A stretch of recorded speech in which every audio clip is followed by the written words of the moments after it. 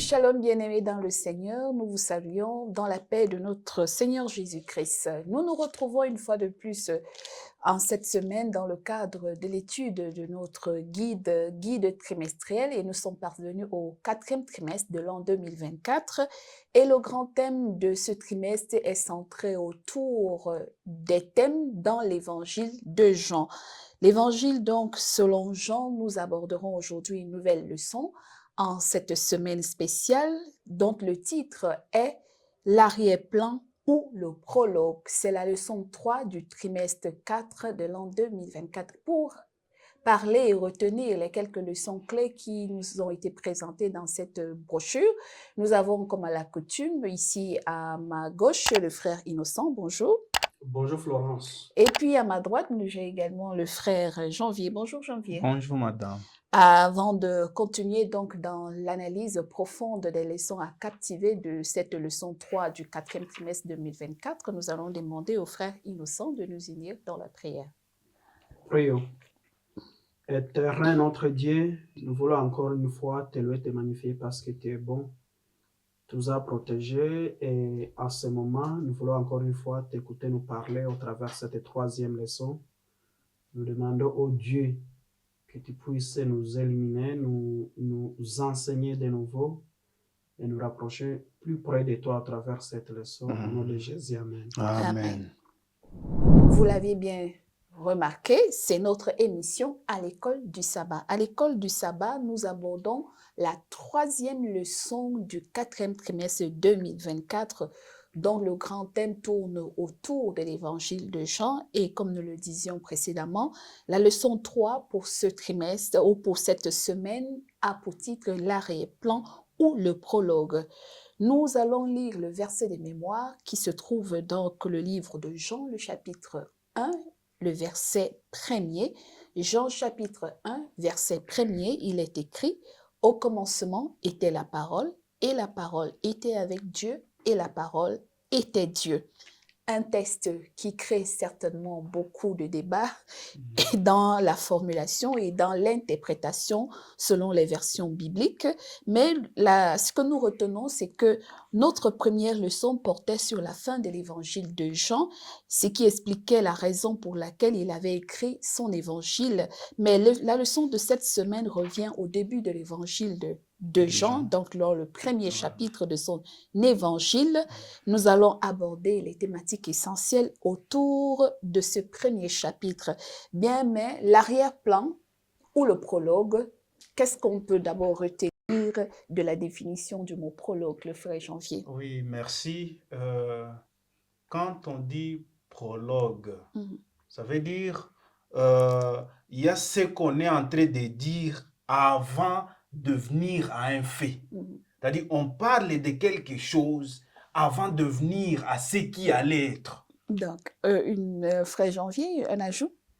Bon, tout simplement, vous voyez, lorsqu'on veut faire le développement, c'est là qu'on fait la littérature, et il y a ce qu'on appelle avant-propos, Voilà. ou des préliminaires, introduction. Voilà. Oui, alors, Jean aussi, lorsqu'il écrit son livre, il commence par son introduction. Mais comme nous allons développer, nous allons voir pourquoi c'était nécessaire à ce qu'il commence par là.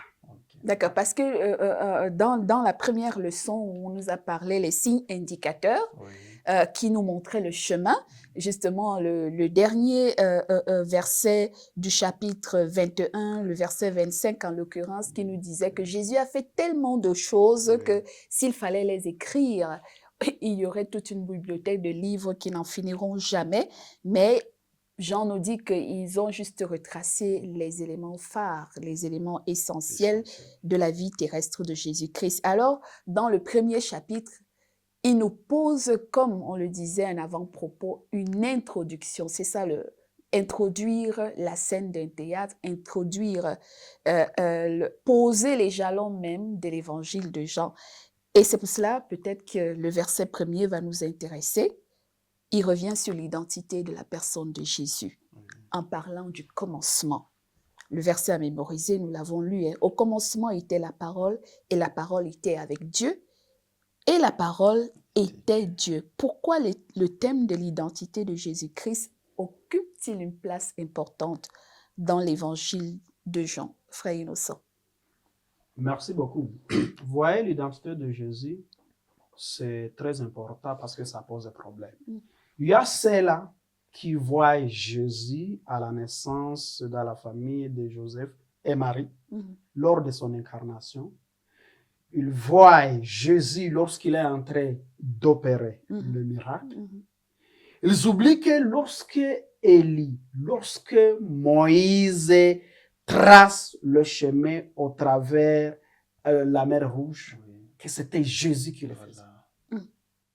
Alors, c'est pourquoi c'est très important de parler de l'identité de Jésus pour ne pas rester sur une partie de son incarnation pour nous sauver et savoir qu'il a existé même avant la création.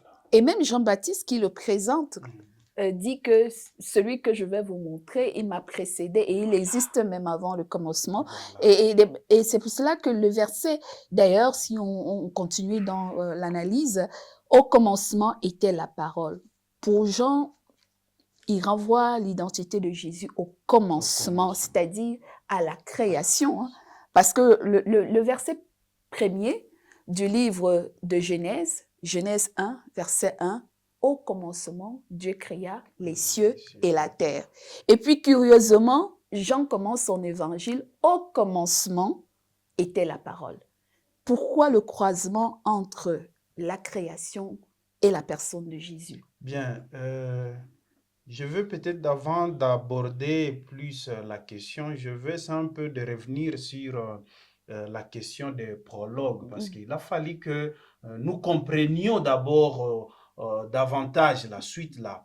Pourquoi Jean commence par le commencement? Il commence par dire que la vérité, c'est-à-dire au commencement était la parole et la parole était Dieu. Mais si nous voyons un peu la conclusion de Jean, c'est heureusement, vous l'avez dit, vers les chapitres, les derniers chapitres là de Jean, là où il dit la conclusion.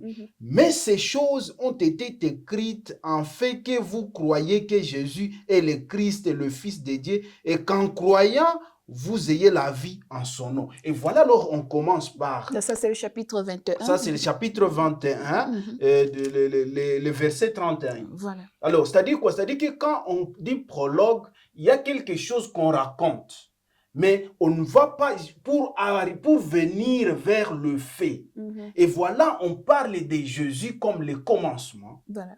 Et ce commencement, cette parole, il a fallu que les gens arrivent à croire à cette parole qui était Jésus, la vérité, pour que l'on ait quoi? L'on ait la vie.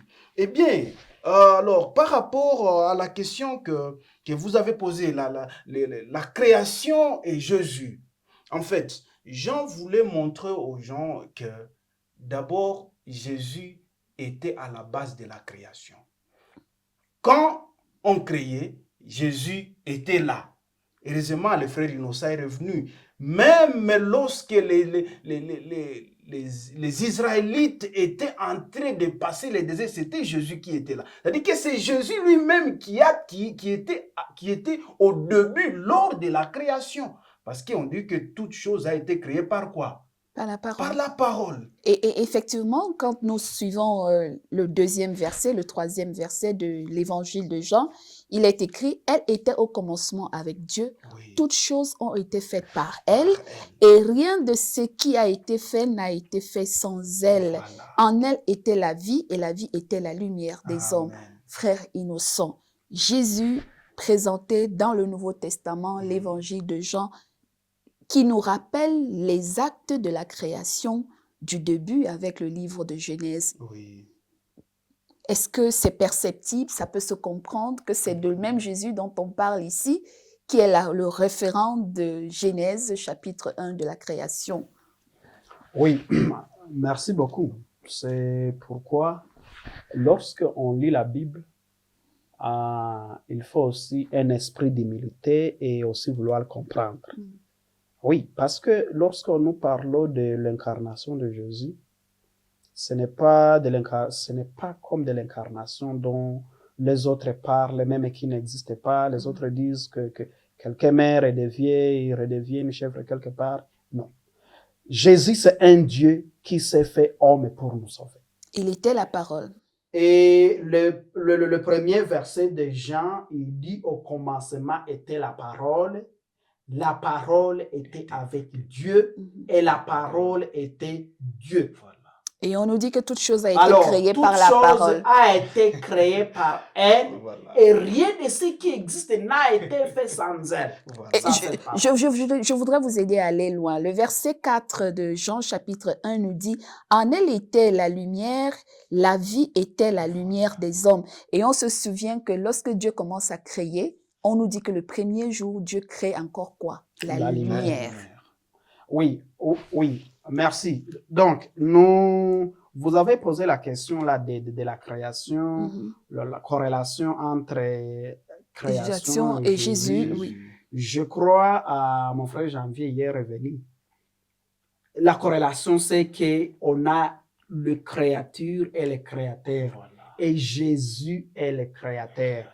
Cette lumière qui a existé, c'est lui-même qui est la lumière. Voilà. Lui n'a pas été créé dans la semaine de création, mais c'est lui qui mettait en place. C'est cette parole, parce qu'on nous dit que Dieu a fait tout ce qui existe par la parole. Et c'est cette parole, Jésus, qui crée. Et voilà, madame, même la Bible, elle dit qu'au ciel, Jésus lui-même, nous n'aurons pas besoin de quoi? De la lumière. Jésus lui-même sera quoi? Sera la lumière. Et dans l'évangile de 1 Jean, le chapitre 14, on nous dit « Et la parole a été faite chair, et elle a habité parmi nous, pleine de grâce, de vérité, et nous avons contemplé sa gloire, une gloire comme la gloire du Fils unique venu du Père. » Donc, la question de Jésus-Christ, la divinité de Jésus-Christ, la parole faite chair en sa mort, pourquoi? Ça dit, on veut faire comprendre ici que Jésus est Dieu, la divinité, il n'y a pas de séparation entre le Père et le Fils, innocent. Jésus est Dieu. Oui. En fait, d'abord, ce que nous devons comprendre, nous pouvons revenir sur les trois personnes à Dieu. Voilà. On a Dieu le Père, Dieu le Fils et Dieu le Saint-Esprit. C'est pourquoi même lors de la création, on dit « faisons l'homme à notre image ». C'est cette parole qui sort d'une façon plurielle, ça dit beaucoup de choses. Jésus, c'est un personnage distinct de Dieu le Père, même si il a toujours dit que soyons un comme je suis un avec le Père. Oui, parce que dans leur ajustement, ils sont en unité.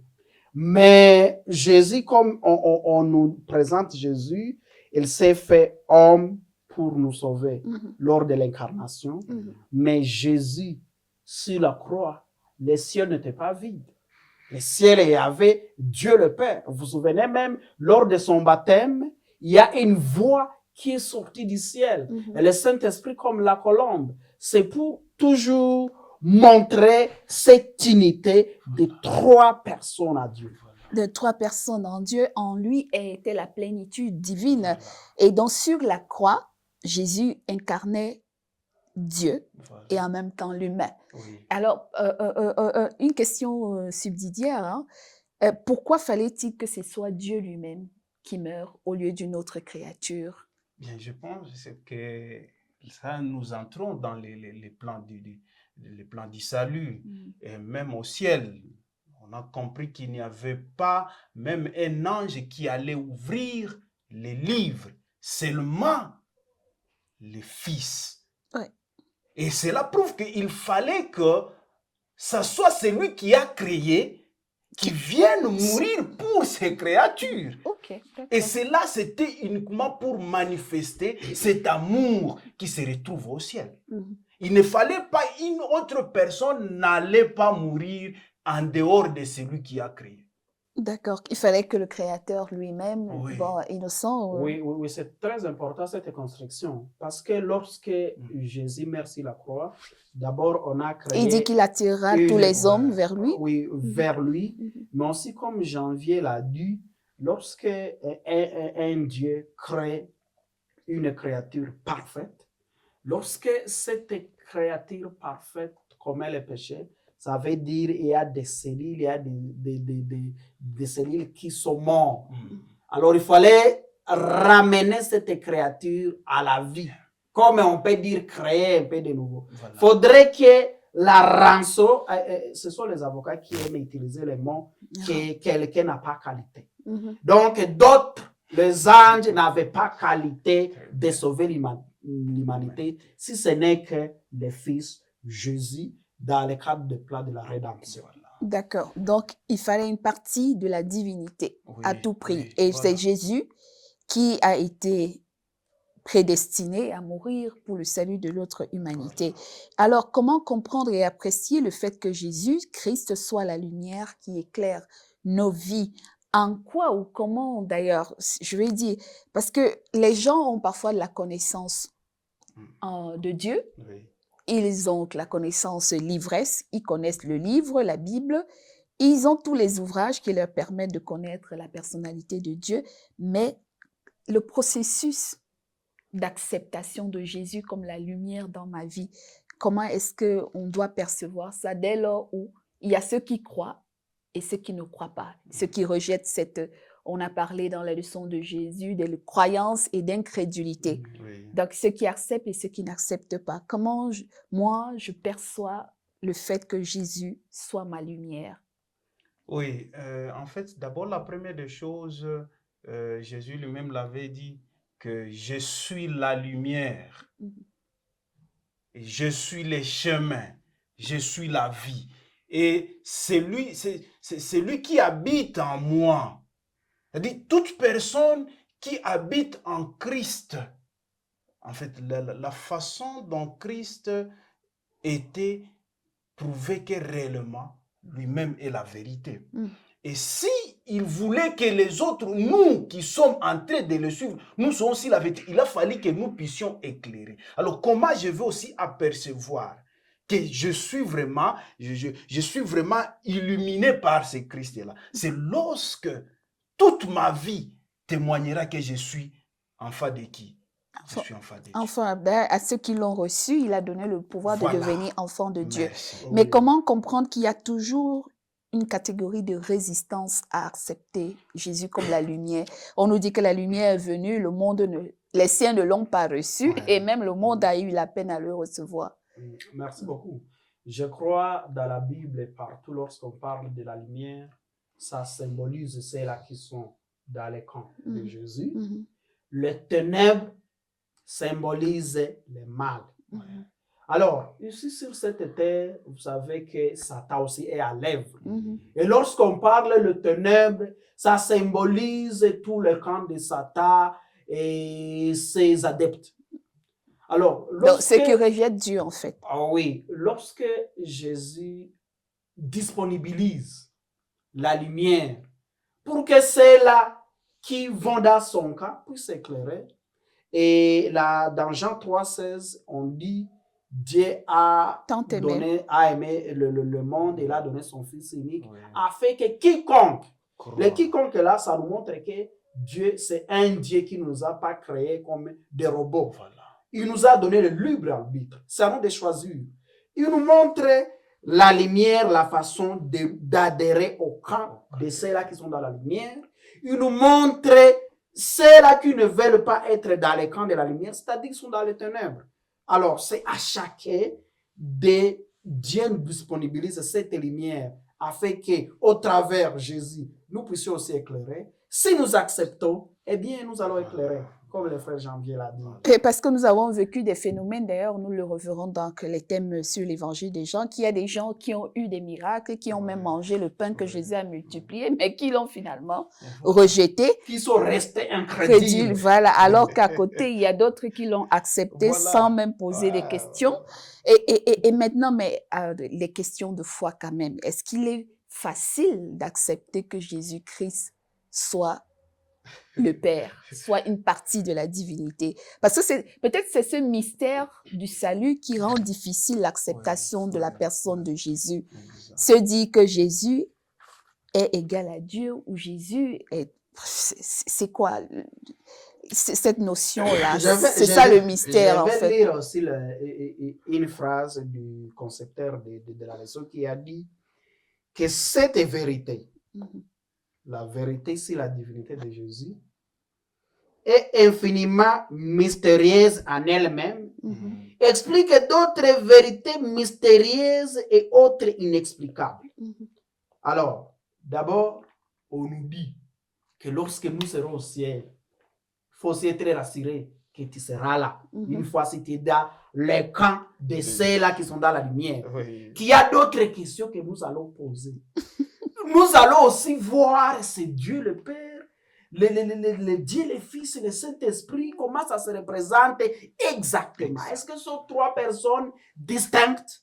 Mais quand nous lisons la Bible, nous voyons quand même qu'il y a ces trois personnages à Dieu qui œuvrent en unité. Voilà. Très bien. Il y a ces trois personnages en Dieu qui œuvrent dans l'unité, le Oui, Père, oui. le Fils et le Saint-Esprit. Et c'est en vertu de ce pourquoi, d'ailleurs, Jésus rappellera constamment qu'il était la gloire. Il était la gloire du Dieu vivant. Oui. Et d'ailleurs, quand il y a un des disciples qui va lui demander, mais montre-moi le Père. Exact. Et qu'est-ce qu'il va dire? Et voilà, je Je suis suis- là. Jean Mhm. chapitre 14 et le verset 9 et 10. Et c'était Philippe Qui avait posé la question. à Jésus. Mhm. Juste, montrez-nous le Père. Père. Mais je vais lire un peu la réponse de Jésus. Mhm. Et c'est pour cela qu'il il est très facile de croire que Jésus est Dieu. Mhm. Parce que lui-même l'a confirmé. Mhm. Si ce n'était pas Dieu qui l'aurait, si ce n'était pas Jésus qui l'aurait confirmé, il pourrait être difficile de croire à ça. Mhm. Mais voilà, il confirme ça chez Philippe. Jean chapitre 14, je vais lire seulement le 10e verset, la réponse de Jésus. Il dit, ne crois-tu pas que je suis dans le Père Mhm. et que le Père est en moi? Les paroles que je vous dis, ne les dis pas, je ne les dis pas de moi-même. Mhm. Et le Père qui demeure en moi, c'est lui qui fait les œuvres. Le Père qui demeure à moi, c'est lui qui fait les Bien. œuvres. C'est une très belle conclusion. Donc, comme disait Innocent tout à l'heure, c'est un mystère. Le mystère de notre salut, de dire qu'il y a trois personnes en un seul Dieu, le Père, le Fils et le Saint-Esprit, et que tous jouent, parce que, bref, on nous dit dans l'Ancien Testament, il n'y a pas une expression qui renvoie à Jésus directement. On parle de Dieu, Dieu le Père, l'Esprit de Dieu, l'Esprit de Dieu. Mais dans le Nouvel Évangile, on voit le personnage de Jésus qui se révèle aux hommes comme étant la gloire de Dieu. Gloire de Dieu. Et après, en partant, il dit à ses disciples, je vous enverrai le Saint-Esprit, Voilà. le Consolateur. Trois personnes distinctes, le même Dieu, mystère du salut, Vraiment. pourvu que le Saint-Esprit nous convainc de la lumière que nous recevons et que cette lumière fasse de nous les enfants de Dieu, comme le dit l'évangile de Jean, et que ce qui est encore mystérieux à comprendre, comme dit Innocent, lorsque nous serons au ciel, nous poserons les questions à Dieu et il nous dira ce qu'il en est. Mais merci de nous avoir écoutés, fidèles auditeurs. Nous retenons que l'introduction du livre de Jean nous replonge dans l'identité de la personne de Jésus. Il était la parole qui au commencement et par laquelle toute chose a été créée. Et c'est cette parole qui s'est faite chair et qui est venue donner de sa vie pour que toi et moi nous soyons sauvés. Si vous acceptez seulement cette lumière et cette vérité, peu importe l'identité que vous donnez à Jésus-Christ, il dit lui-même dans sa parole qu'il est le chemin, la vérité et la vie. Et recevons-le afin que la vie éternelle soit notre partage. Et arrivé là-haut, nous poserons les questions complexes à notre Dieu afin qu'il nous révèle la plénitude de sa connaissance. Car, dira Jean encore plus tard dans le livre de Jean, le chapitre 17, la vie éternelle, c'est qu'ils te connaissent, toi le seul vrai Dieu et celui que tu as envoyé, Jésus-Christ. Que le Seigneur nous aide à comprendre ces vérités. Merci à Innocent et à Janvier. Pour conclure cette émission, nous allons demander à notre frère Janvier de nous unir dans la prière. Merci Seigneur parce que à chaque minute, tu ne cesses toujours de nous éclairer par ta lumière parce que toi-même tu es lumière. Permets, ô Dieu, que nous puissions marcher selon cette lumière, car toi-même tu es lumière, car toi-même tu es la vérité. Accepte que nous puissions marcher selon cette vérité. Au nom de Jésus, Amen. Amen. Merci d'avoir été avec nous à l'humble écoute de cette leçon complexe sur la divinité de Jésus-Christ. Et nous y restons, nous continuerons seulement à étudier l'évangile de Jean dans les semaines à venir. Likez, laissez-nous vos commentaires, partagez la vidéo autour de vous. Nous serons ravis de vous reporter vos commentaires et de répondre à toutes vos questions. Quant à nous, retrouvons-nous certainement par la grâce de Dieu à une prochaine édition. Bye bye, c'était l'émission à l'école du sabbat.